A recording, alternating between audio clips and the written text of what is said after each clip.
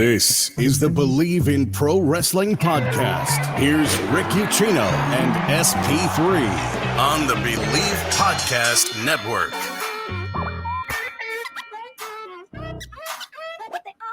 Oh, yes. Welcome into a very evil, very polite edition of the Bleav in Pro Wrestling podcast. SP3 bobbing his head along. Rick Ucchino here as well.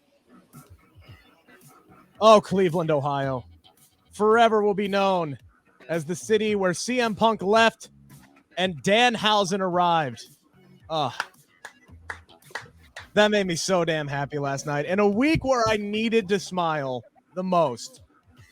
Danhausen getting pulled out underneath that ring at AEW Beach Break last night during the Lights Out match with Adam Cole and Orange Cassidy. The only bad thing is that match really kind of peaked at that moment for me. Like, after that, I'm like, can we get more Danhausen on the screen, please? Begging you. Please. Okay. Give me more Danhausen. That'll obviously be our lead story here today. SP3, how are we doing this fine Thursday morning? I am doing great. A very, very great episode of Dynamite that we're going to be talking about with Beach Break, booked then by two bangers in the main event and in the opener, and a new signing for AEW that's very nice and very evil. Very, very polite as well. He's very nice, very evil. That's his gimmick. He's very polite as well. He probably added that, but everybody knows it's very nice, very evil. Regardless, very, very nice signing for AEW last night. Very big Debuthausen. Danhausen, now all elite. He made, a lot of people thought maybe it was a cameo last night, and then Tony Khan was very, very quick to put out that tweet that said, nah, he's ours. He's here. He is all elite. And man, this is one of those things, as our lead story here is Danhausen signing with AEW. This is, maybe this is a hot take, but I'm more excited about this signing than I think I've been in a while for any of these new people that have been brought into AEW. To be completely honest, because I know what Daniel Bryan can do on the grand stage. I know what Adam Cole can do on a grand stage. I'm excited to see what a guy like Danhausen, who has really built his own brand using social media, using YouTube, created this character. Yes, obviously he had the platform in Ring of Honor, but I'm so excited for him to get this opportunity on a main stage, on one of the top two platforms for professional wrestling in the world. And if you might have seen this coming, especially when they started using some of the things that he would talk about on social media, on TV, calling the Gun Club ass boys and things like that. You know, he's been really kind of pitching for this on social media. So I was expecting this to come sooner rather than later. Obviously, he's been dealing with the injury, so it was nice to see him up and walking and knees bending and standing, and everything was looking good for him last night. Might still be a while before he's going to be in action in AEW, which is fine because this guy's got a character that can go for a while, and he doesn't have to make his in-ring debut for a long time, to be completely honest with you. This is a guy who's just entertainment value off the charts. I'm excited to see what he is going to do on a huge platform. Very similar to what, the opportunity that Orange Cassidy got when he got brought in. Everybody's like, oh, well, he's an indie act. He's an indie act that'll never work on cable TV. It'll never work. No, it works just fine. He's kind of cooled off a little bit because he's a very one-dimensional character. I don't think Danhausen is going to go that way. He's very, very creative. I'm just excited to see him get this opportunity. Yeah, I mean, he fits a role that is needed for AEW. You brought up Orange Cassidy, and Orange Cassidy kind of created this role of the comedic figure.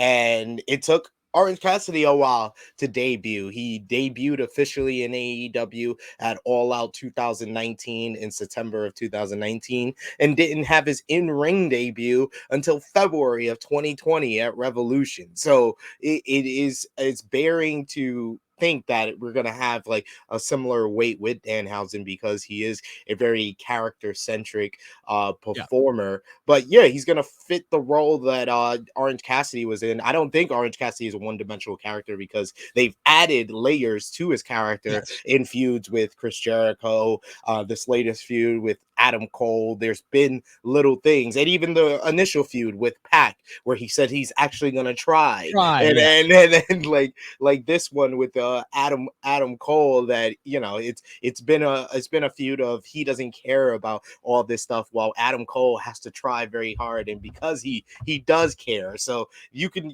use just a simple character, very nice, very evil, like Danhausen, and fit that comedic role for AEW. It's a very comic relief type of role, but it's very needed in professional wrestling. AEW has created kind of this smorgasbord of professional wrestling where you can get a crazy ladder match, you can get the high flying expertise, you can get technical wrestling with your Bryan Danielson, you can get the main event classics with Kenny Omega, but you also need to get that comedy. And if Orange Cassidy is, getting these big wins, he has wins over Chris Jericho, Adam Cole, he's kind of elevated past that comedic role, so Danhausen comes at a perfect time for them. And I think this is the perfect fit for Danhausen. And I think he knew that too. This is a guy who's very, very smart. This is a guy who looked at his pro wrestling career out on the indie scene. And I saw his interview that he did with Chris Van Vliet, where, obviously it was very CGI. He wasn't in the makeup or anything. But they talked about how when he first was getting going, he was basically tattooed indie guy. And it's like, how far is that going to take me? Right? This isn't one of these guys that WWE looks for where he's like 6'6", 280 pounds, solid muscle, like that physical spectacle that the WWE tries to get and then molds into a superstar. He didn't fit that billing. So he had to find a way. He had to find this character. He had to find a way to get over with the audience. And he put in the work and he did it. And it has now led to this contract for him.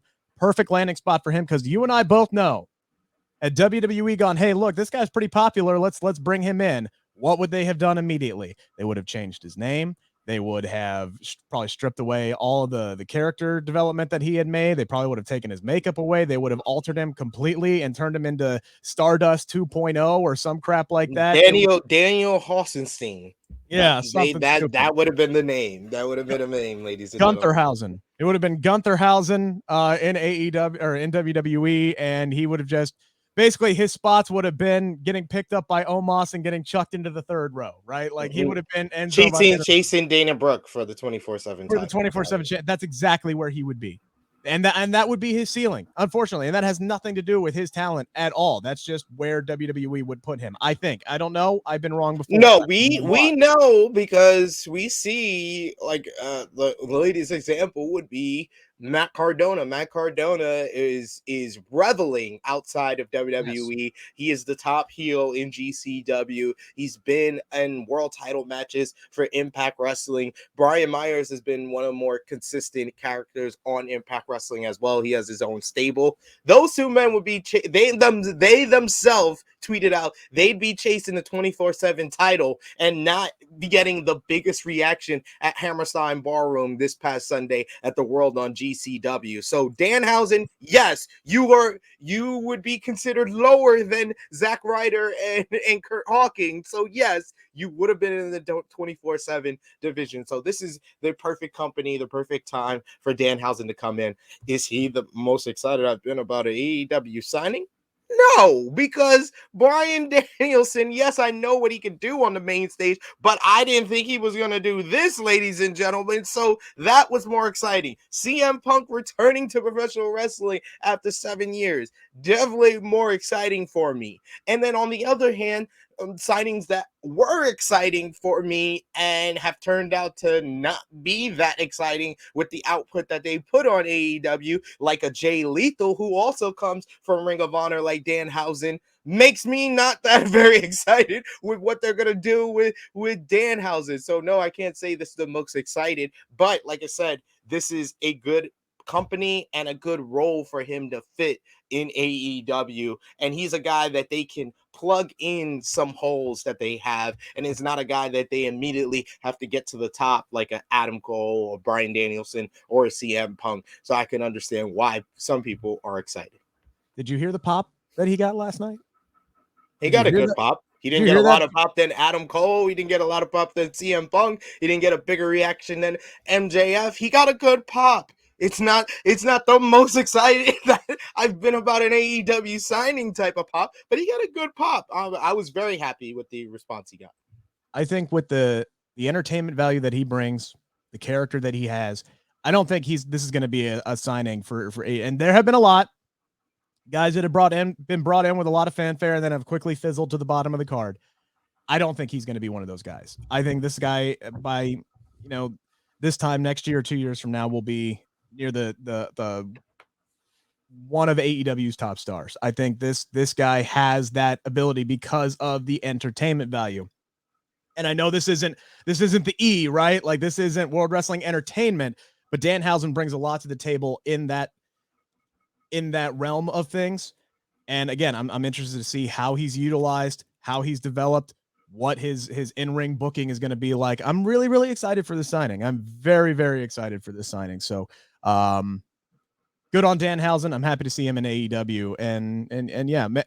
And maybe I'm being a little bit of a hot take with saying that I'm more excited about him than some of these other guys. But again, it's just, I don't know, man. There's just something about the dude that just makes me really excited to see what he's going to do in AEW. Let's move on to our 5 count, the 5 biggest questions coming into this Thursday morning. Again, beach break last night in Cleveland. Not much of a beach that we saw last night. Can you believe they made freaking Team Taz in single degree weather go out to some beach? No, negative 11 apparently. Was it negative 11? Yes. Jesus. With the wind chill, probably. But my God, they're standing on the shores of some beach in Lake Erie. No sand, all snow. The hell are we doing? The hell are we doing? Fucking Powerhouse House has on no shirt, overalls, and a fucking mink. I thought Tony Schiavone was about to slice open Powerhouse Hobbs and live inside of him to keep warm. I was like, why they do that? Why they do that to Hobbs and Ricky Stark? They deserve better than that, ladies and gentlemen. Although Tony Schiavone was absolutely gold in that segment. But regardless, we did get a very good main event last night. Lights out match, which again saw the debut of Danhausen. So again, that kind of peaked it for me there. But it ended with a hug off of a platform through a table or through the stage, shall we say. No crash pad visible this time. And Orange Cassidy lands on top of Adam Cole and gets the 1-2-3. Technically not Adam Cole's first loss in AEW because it is a lights out match, so it doesn't really count against his record. But number 1 in the 5 count, SP3 on a scale of 1 to 10, how surprised are you that Orange Cassidy beat Adam Cole last night?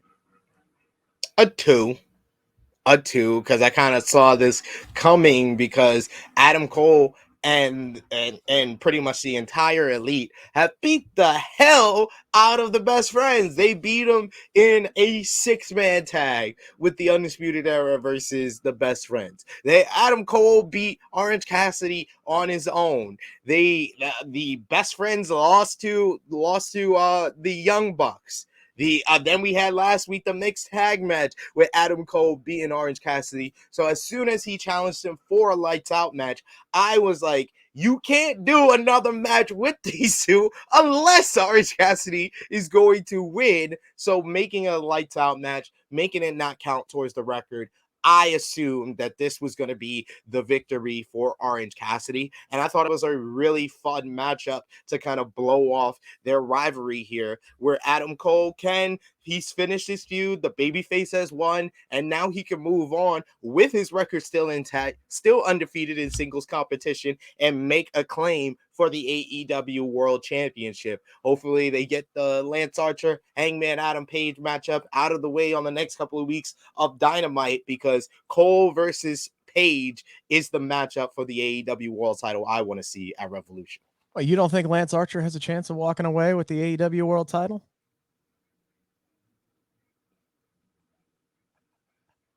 I hope that silence answered that for you.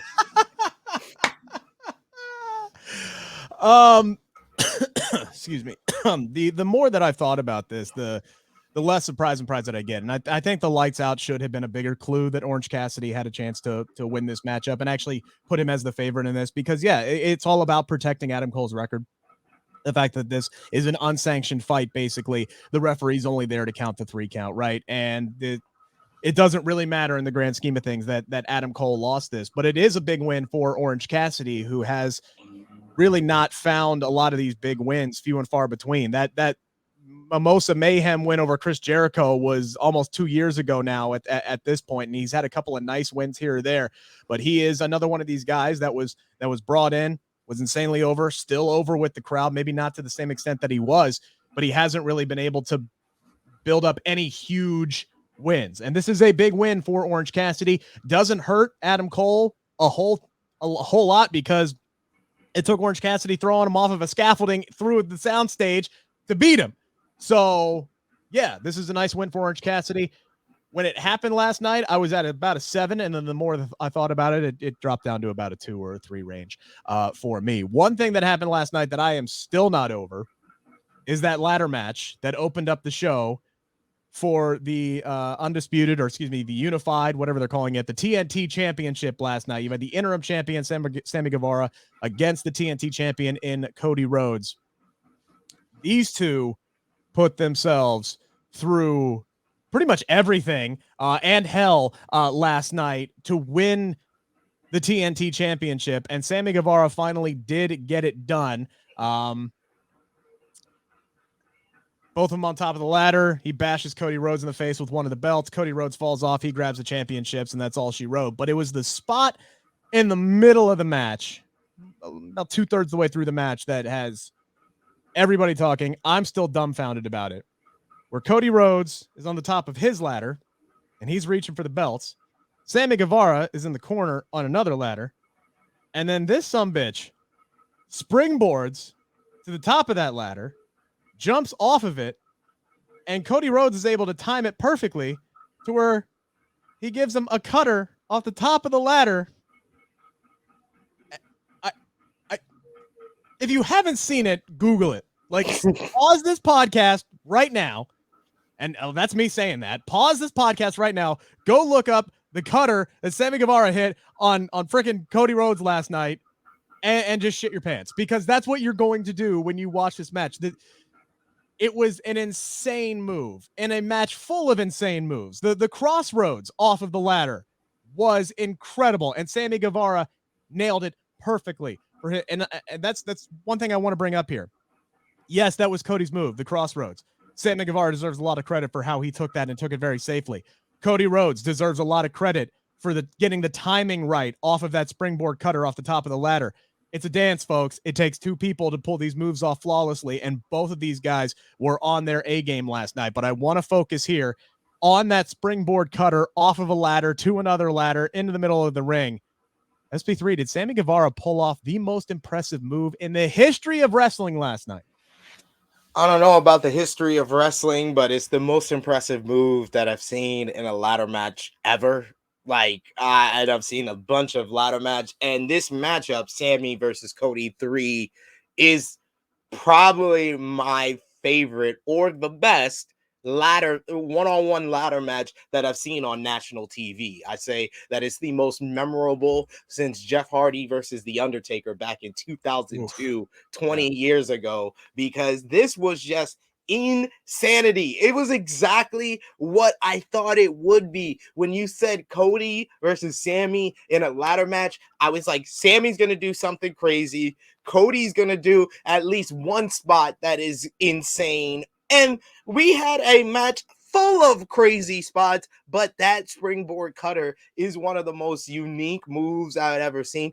First of all, usually you can't springboard off of a ladder, so I want to say some praise for AEW for getting some of the sturdiest freaking ladders I've ever seen in my life, and I am saying that because of that swanton that Sammy did off a 25-foot ladder, threw Cody through a ladder bridge, and the ladder didn't break. All that broke and bended was Sammy's body as he fell onto Cody. Oh my goodness. Like this was, and that's not even including the vertical suplex off of the ladder. The Like delayed vertical suplex. I oh thought my Sammy's foot was God. going to get caught in the title belts when that was going down.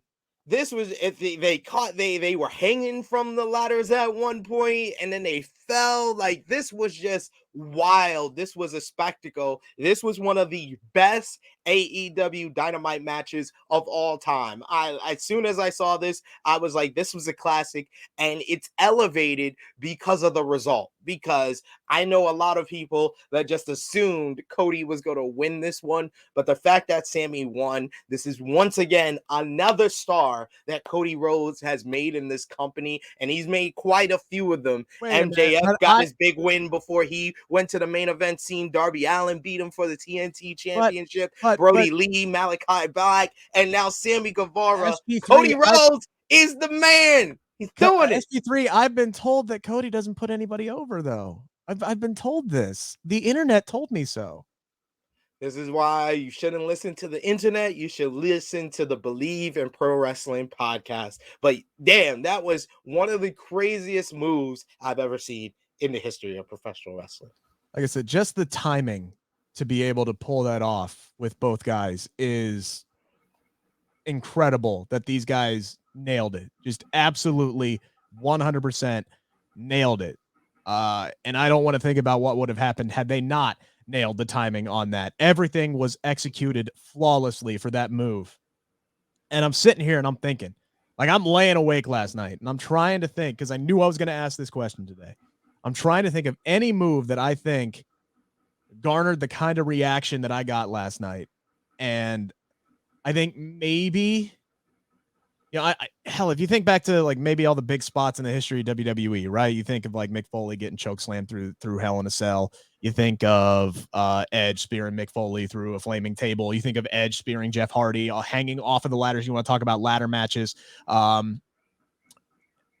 none of them match the athleticism and the just freakish talent it took to perform this move in particular. I think the only other move that I can even think of that was just so damn impressive to me was Skipper in TNA when he the cage walk, where he walked across the top of the rope, top of the cage, and then gave the Frankensteiner. Like, I think that's the only other thing that I can think of that matches this as far as athleticism is concerned.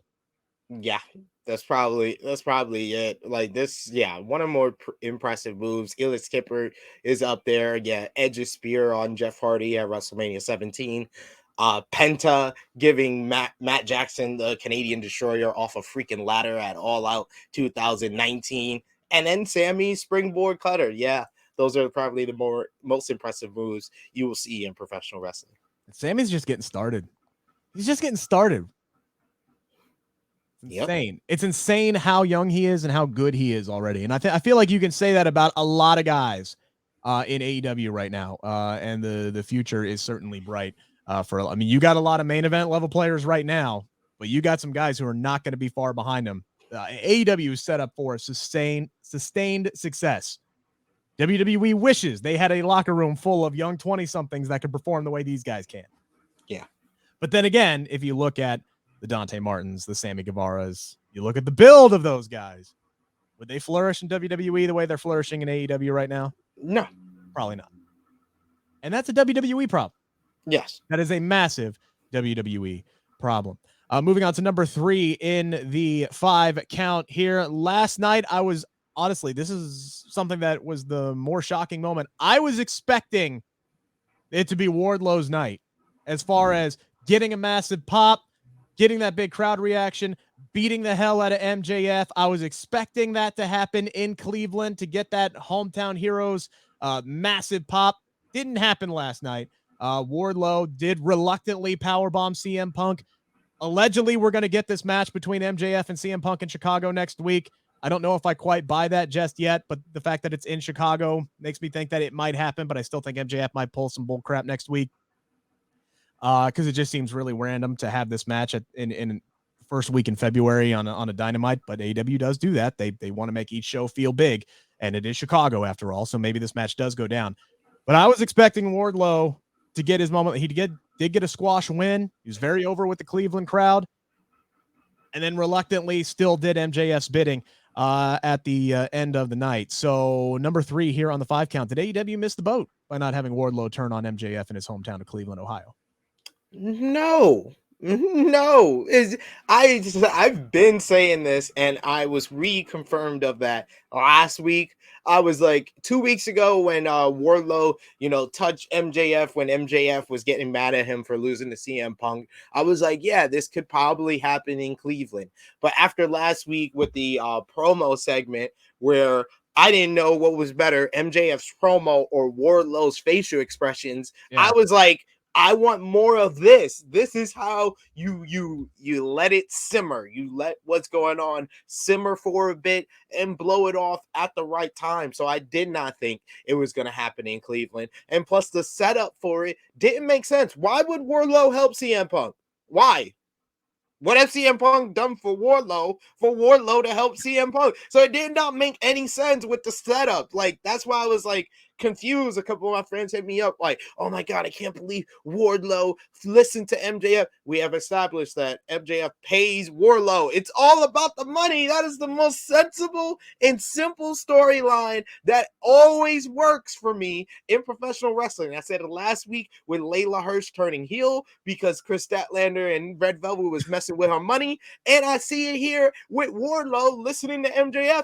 MJF is his employer. What do you want me to do? You want me to save CM Punk because you fans love CM Punk? I don't love CM Punk. CM Punk's done nothing for me. CM Punk beat me 2 weeks ago and got me yelled at by my employer and got me docked of pay. Why would I help him? But it was MJF who cost him that match. No.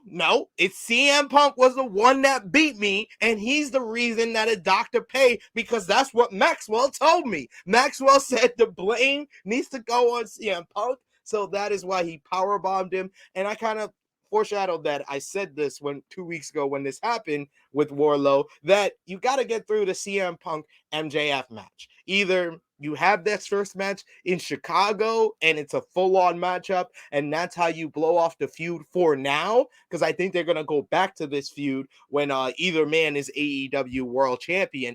But for now, you can blow that off and then focus on the Wardlow babyface turn, and maybe we get Wardlow and MJF at Revolution instead. So there is a lot of different ways they can go on it, but I can't say they missed the boat. This was not the point of no return. Wardlow had to turn babyface in his hometown of Cleveland, or else this was another part of the story. They gave him his moment to be a babyface in front of those fans, look like the monster that he's been presented as in a handicap match early in the show, and then he reluctantly, it was another key point of this whole story. Yes. He reluctantly powerbombed CM Punk on the steel chair. So this was just another storyline, a storyline point for this whole story, but it wasn't the end all be all where I could say AEW missed the boat.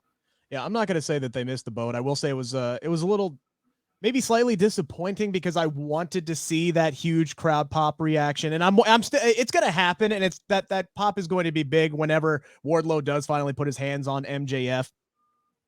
They could have maybe, I don't want to say rushed it, but they could have done something early on in the show that would have set up the turn and then gone back later and done it on in the evening. Because as you said, the way things shaked out, it wouldn't have made sense for that to happen last night. But they could have done something earlier on in the show that would have made sense later on in the show. But again, they are slow playing this. This isn't something that is being stretched out to the point where, we're begging for it to happen, right? Like, this isn't Dominic turning on Rey Mysterio. This isn't Naomi and Sonya Deville, where it's like, can we please end this and move on? It was good, but it's not anymore.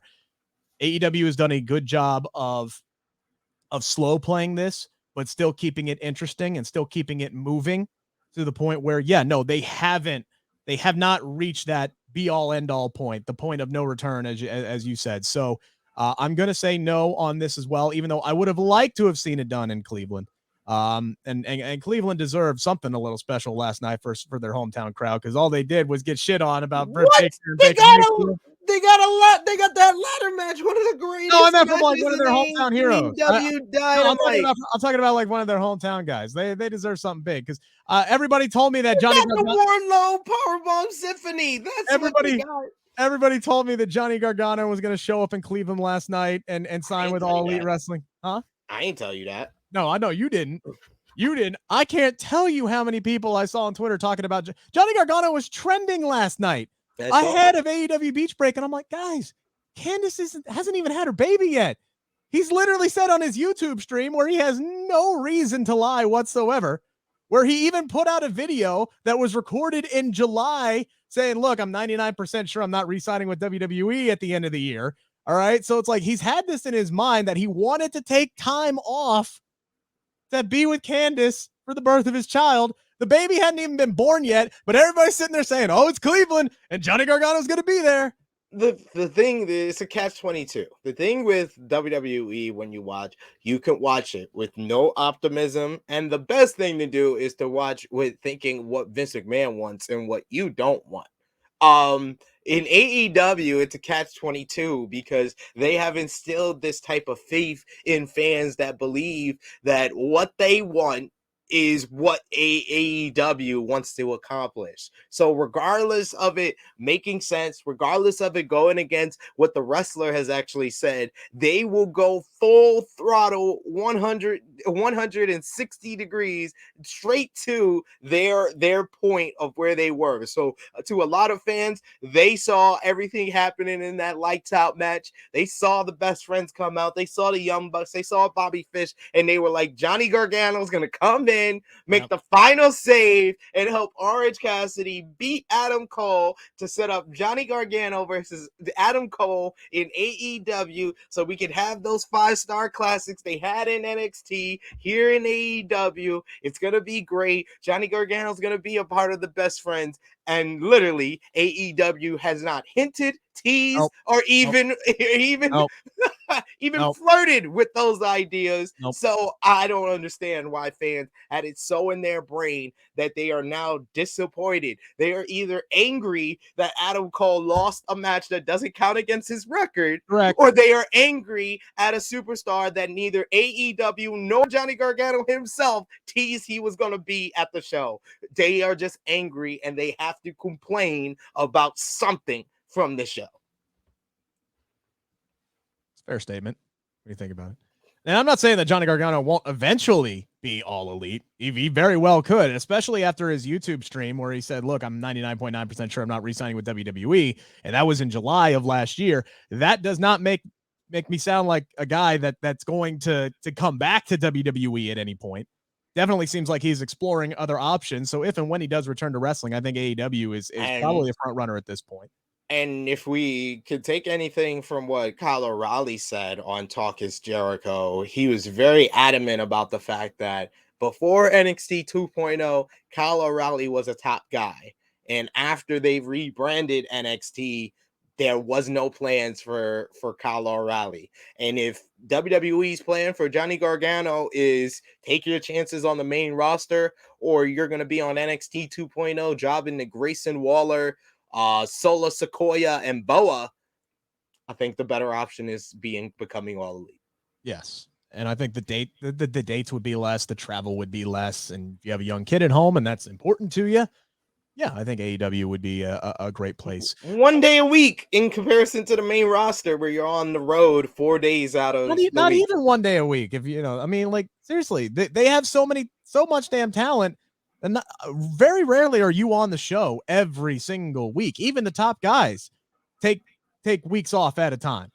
Kyle O'Reilly just had a baby, and I didn't hear anybody talk about he was missing from from the last night's main event. Like literally, it didn't even think, and no one thought about it. No one said, "Where's Kyle?" Like they did with Leo Rush or anything. They were just like, "Oh, Kyle O'Reilly had a baby. He's not here this week. No problem. We'll just throw Bobby Fish and Brandon Cutler and the Young Bucks," to the point that no one even noticed that Kyle O'Reilly was gone this week. It was gang wars. There was too many people out there to even notice. I didn't even notice that Kyle O'Reilly wasn't out there, to be completely honest with you, for me to even bitch about that. So obviously, overall, really good beach break last night. I will say this about the Cleveland crowd. How are you going to let someone like Dr. Britt Baker shit all over your quarterback in Baker Mayfield and then follow that up by doing her DMD? I was like, yo, she is ridiculously over. Like I've never heard a crowd like get. They came out, they were cheering for her. Then they started booing her when she disses the Cleveland Browns. Then they started doing their own like bulldog chant for the Cleveland Browns. Then Britt was like, let me throw one more insult so y'all can boo me at the end here. She throws that insult, they boo her, and then she says Dr. Britt Baker, and they all say DMD. I was like, she's just ridiculously over. She had them going through bipolar disorder. Oh my God. I would like to point out, Dr. Britt Baker, there's only one team in the AFC North that is still playing. It ain't in Cleveland. It ain't in Pittsburgh. Cincinnati. We'll see if they're still playing after this week. I mean, to be fair, ladies and gentlemen, the Pittsburgh Steelers have more championships than the Bengals have wins in the playoffs.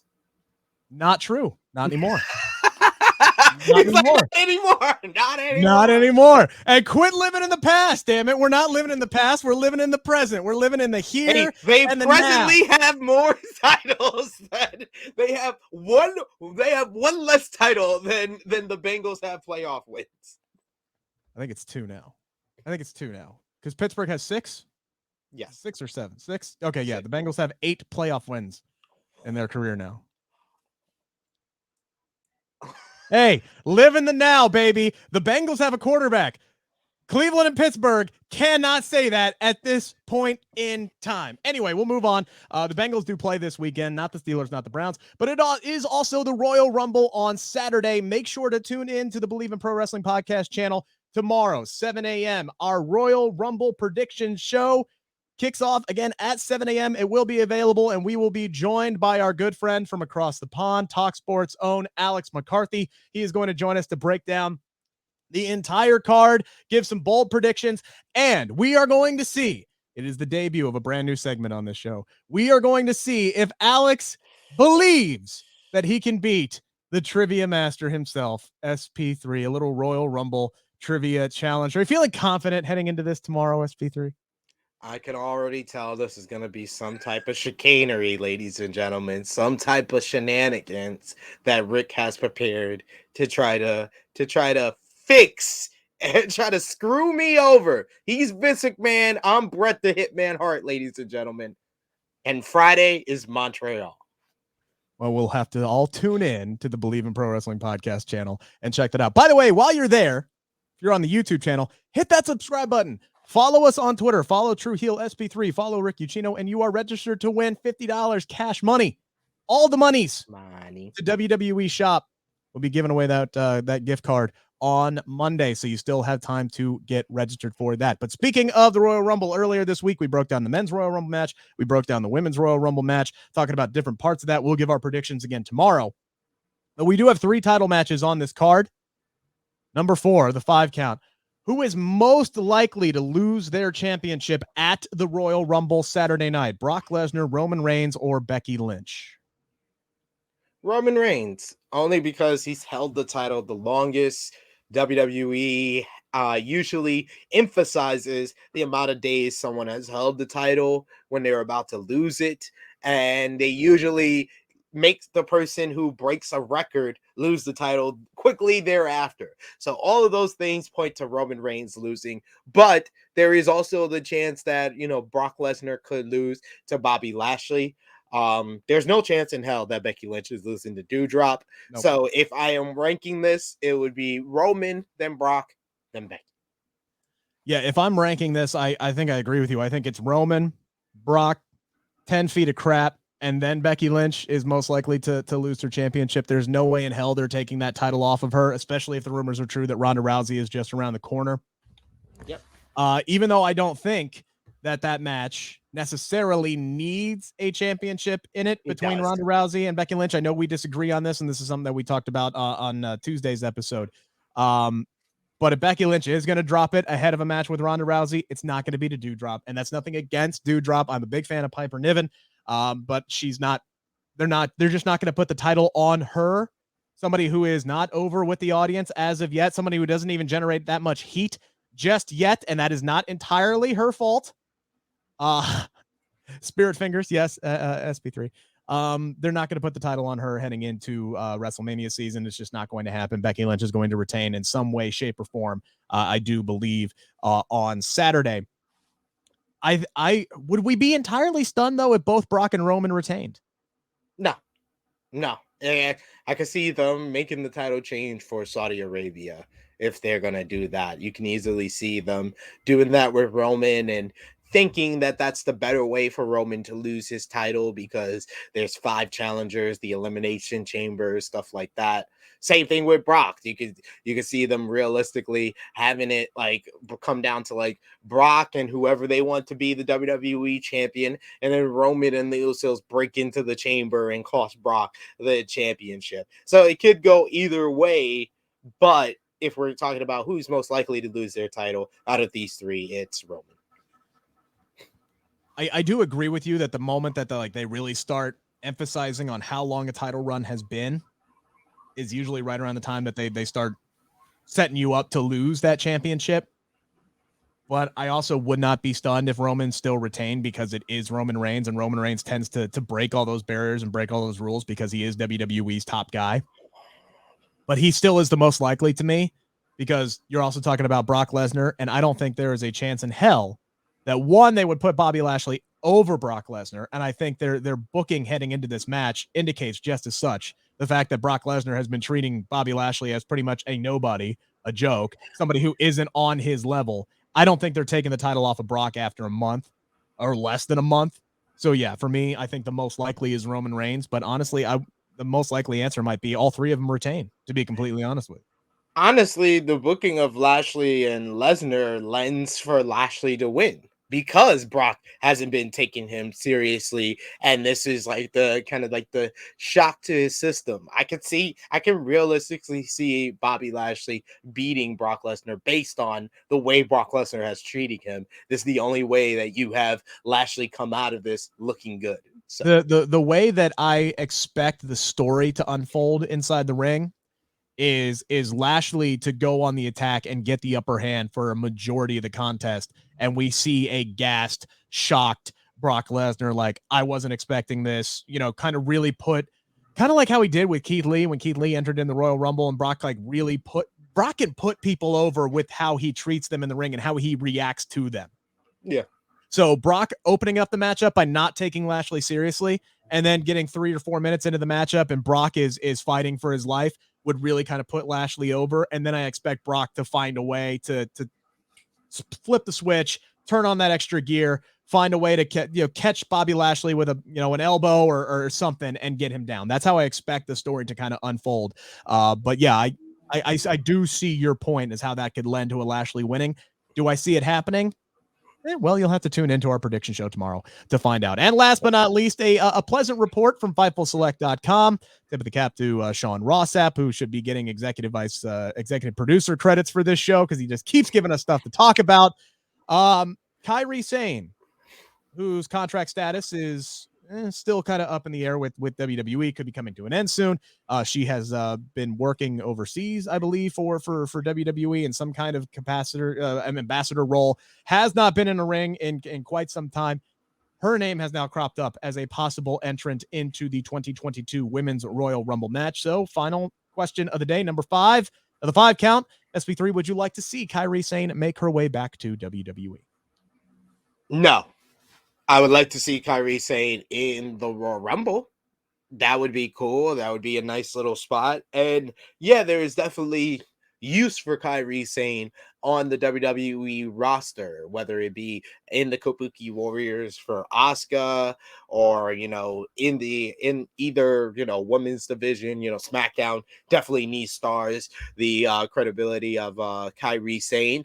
But no, I don't want to see her make her way back to WWE because I don't feel like WWE ever treated her like the star that she is. In comparison to how Kairi Sane was treated on NXT to how Io Shirai has been treated on NXT, Kairi Sane got a month and a half with the NXT Championship before it went back to Shayna Baszler. Yes, she was in a main feud with Shayna Baszler, But the signs were there as soon as Shayna Baszler won back the title that they were pulling back on the spotlight from Kairi Sane, even as far back as 2018. And then her role on the run on the main roster was literally all for a division that the company doesn't even care about. Yes, the Kabuki Warriors was the best of the women, were one of the best of the women's tag team champions, but that is a bar so low that I'm sure Hornswoggle has to bend down and get on his knees to see it. Like, that is how low that freaking bar is for the women's tag team titles. The Kabuki Warriors, yes, it would be cool to have them back to get some more talent in the women's tag team division. Yes. But if WWE doesn't care enough about that division, why should I care enough to ruin Kairi Sane's life by asking her to go back to WWE to do this? She's happy in Japan. Let her stay there. I'd rather see Kairi Sane make her way back to stardom than WWE.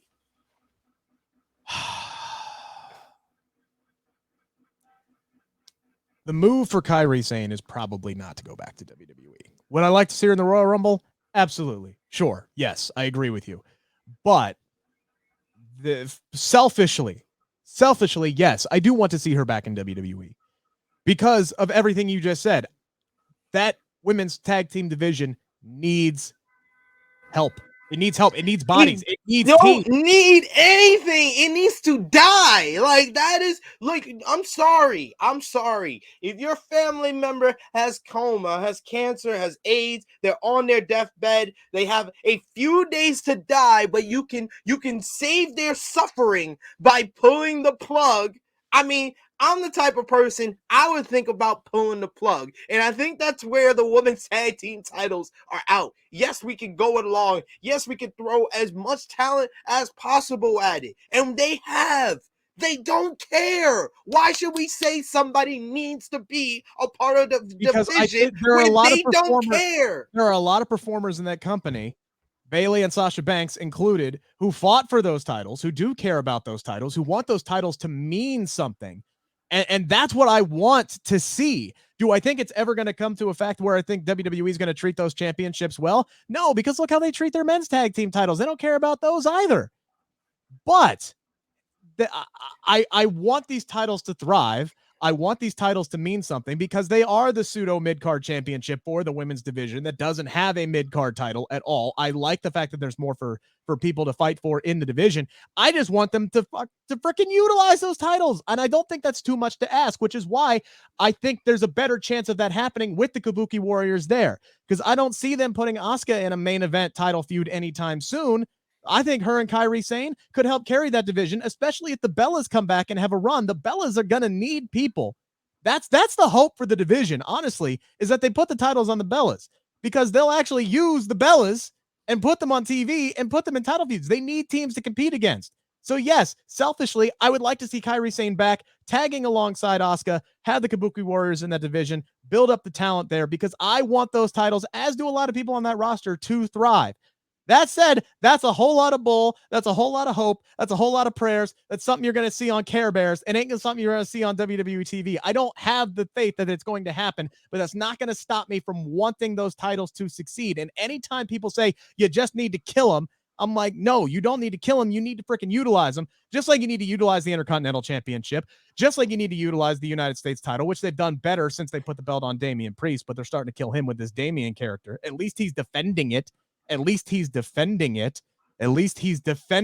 SP3. Can't say the same for the Intercontinental Championship, which hasn't been defended on a pay-per-view since WrestleMania 37. Could you imagine if they booked the Intercontinental title the way that they do the TNT Championship? My God. If you're talking about trying to mess up a person who was getting over the way he was by giving him a split personality gimmick, I will say it once, I'll say it a million times. WWE only cares about 4 titles.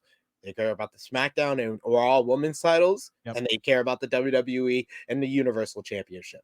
They don't care about the U.S. title. It could be defended 101 times. If the person holding the title, you are actively doing things to get him not over with the fans, it's not utilizing the title properly.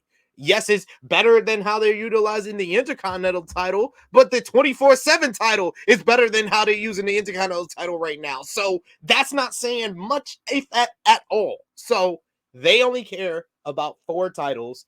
So I only care about 4 titles And now that's the because biggest problem. And that's I why so don't many have people, faith in them and to that's why change their so many ways. people are saying, well, just get rid of this, just get rid of that, just get rid of this. And then WWE's defense of why they don't use these championships is like, well, nobody cares about them. Nobody cares about them because you're telling us that they don't matter. So if you changed your booking, if you changed that style of thinking, if you actually put some time and effort into your secondary championships, people would care. People cared about that Intercontinental title when Seth Rollins had it back in 2019?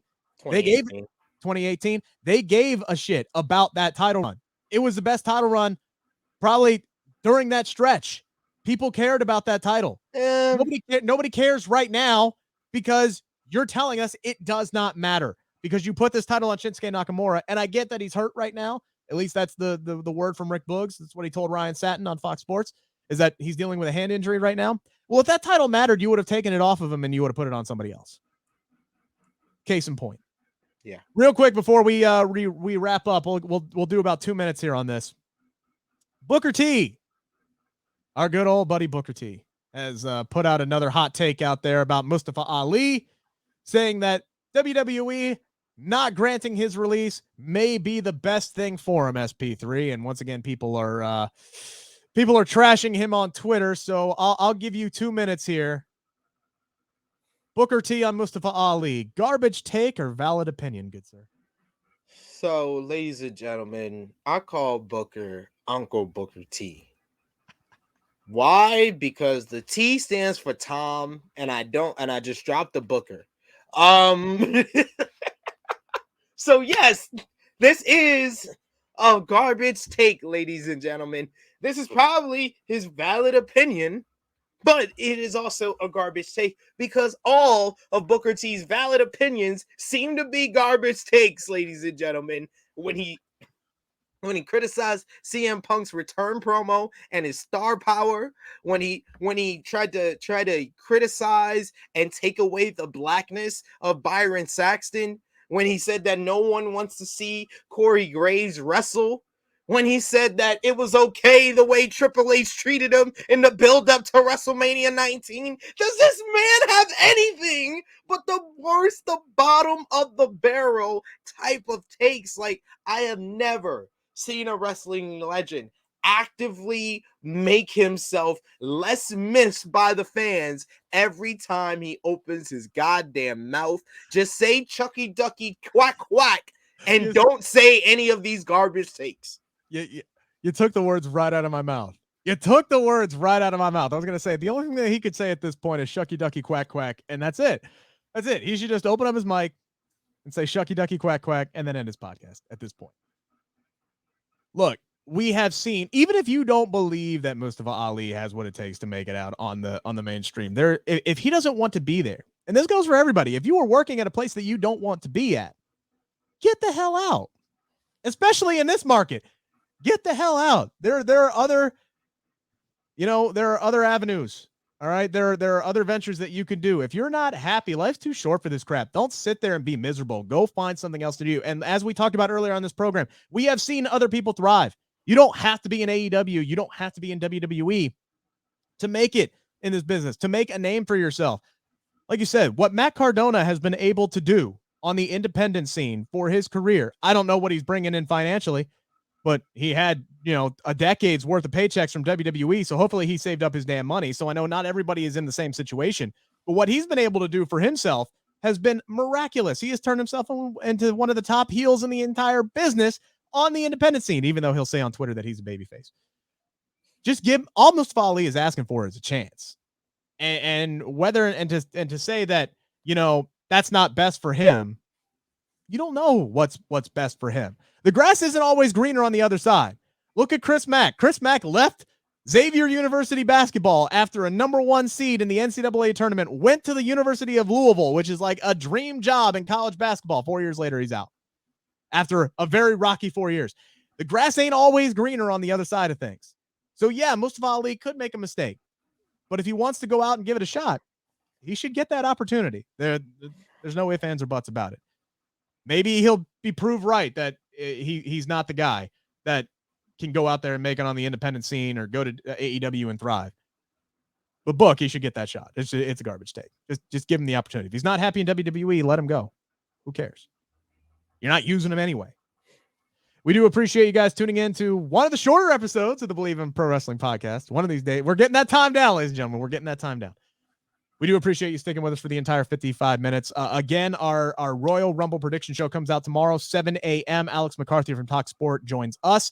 So make sure to tune in for that conversation and see if he believes that he can beat SP3, the self-proclaimed wrestling trivia king, even though he's never beat me in one-on-one competition. I beat you. I had a whole team sweep your team.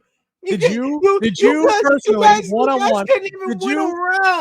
Did you personally one-on-one? Hey, just because I can't put together a good team doesn't mean I can't stand solo. Yo, ladies and gentlemen, I will show y'all the receipts of when I won the number one contendership and what Rick messaged me after that because he want to front on camera. Hey, all of y'all. Let's keep kayfabe alive here just a little bit. All right, can we keep kayfabe alive? Is nothing is sacred anymore? SP3, nope. Damn it, man! All right, receipts. I'm like Diana from Power Book 2 Ghost. I'm pulling receipts. I'm pulling out Zeke's birth certificate. I'm doing all of that. Make sure to subscribe for the Bleav in Pro Wrestling Podcast YouTube channel for your chance and a $50 gift card to WWE Shop. Tune in tomorrow, 7 a.m. Royal Rumble Prediction Show. We'll talk to you guys then. Take care, everybody.